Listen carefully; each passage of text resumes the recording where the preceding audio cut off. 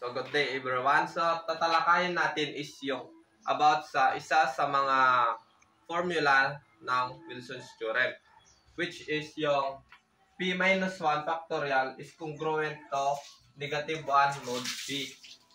So, magbigay tayo ng example. So, what is the remainder of 33 factorial mod 47? So, yung P natin is yung 47. So, try natin siyang gawin. So, yung 47 is isa-substitute lang natin siya sa P. So, ito siya.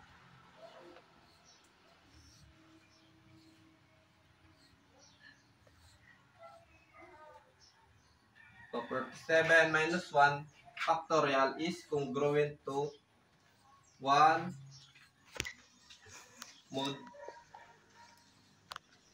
47. Wala. Wait. 47. So, 47 minus 1 is 46.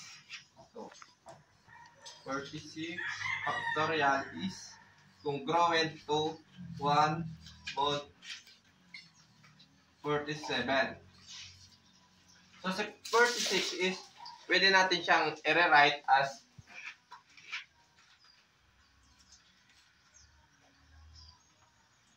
46 times 45 times 44 times 43.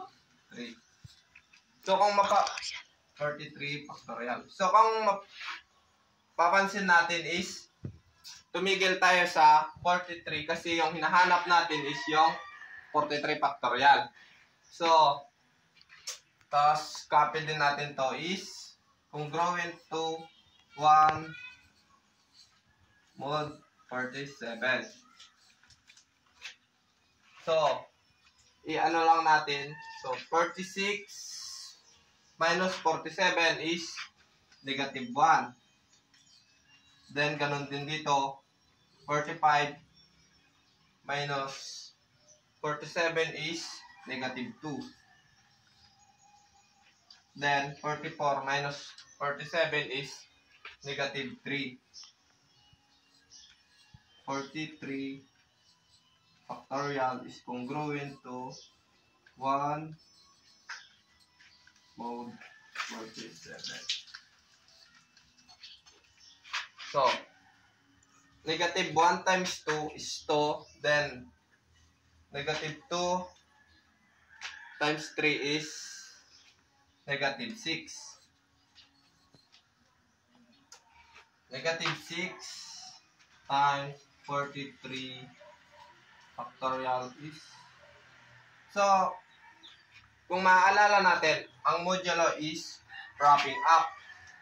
So, ito ay negative na yan. Negative.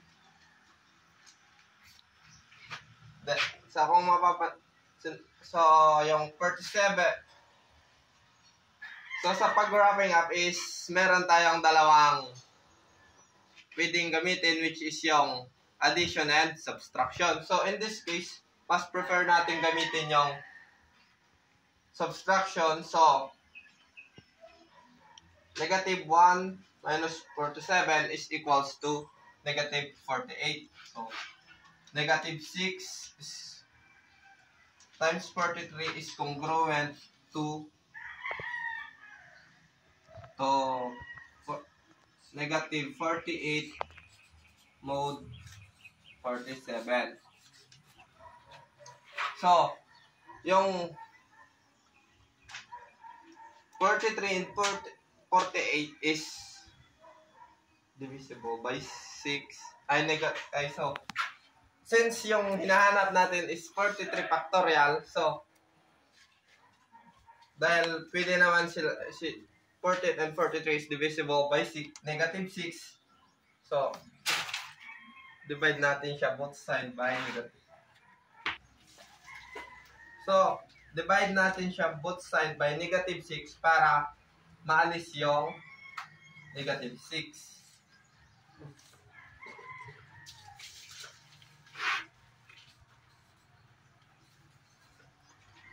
So, cancel natin. Then, baba natin yung 43 factorial congruent to. So, negative 48 divide 6 is equals to 8. 8. 8 mode 47. So yung remainder natin dito sa 43 mode 47 is 8. So ito yung remainder natin. Yung 8. Yun lang. So ito pa yung another example natin. So what is the remainder of 97 factorial mode 101? So same lang sa ginawa natin kanina, isa-substitute lang natin yung value ng P, which is yung 101 dito. So 101 minus 1 factorial is congruent to negative 1 mode 101. So 101 minus 1 is 100 factorial is congruent to negative 1 mode 101.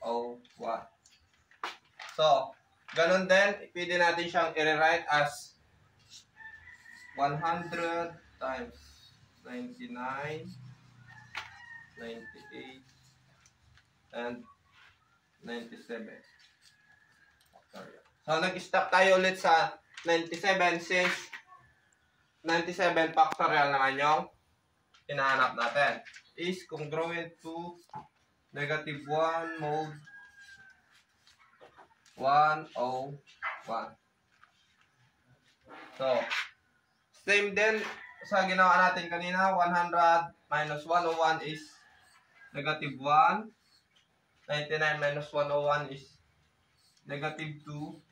Then 98 minus 101 is negative 3. 97 negative mode 101. So 1 times 2 is negative 1 times negative 2 is negative 2. Then negative 2 times 3 is negative 6. Negative 6 times 97 factorial is congruent to negative 1 mode 101. So, same sa kanina, yung dito sa mode natin is, in this case, gagamitan din natin siya ng subtraction. So, negative 1 minus 101 is 102.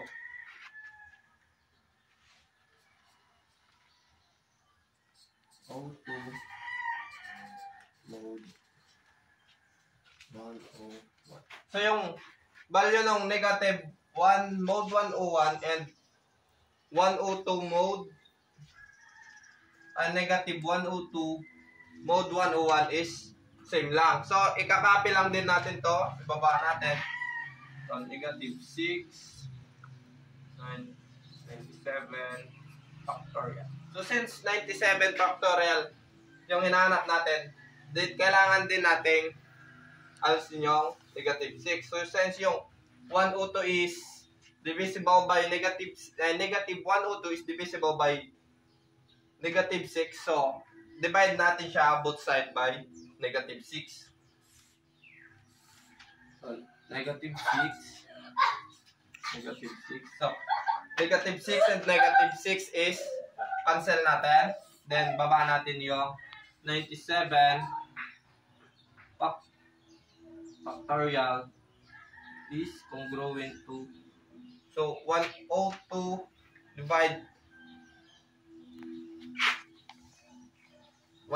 divide 6 is 17. So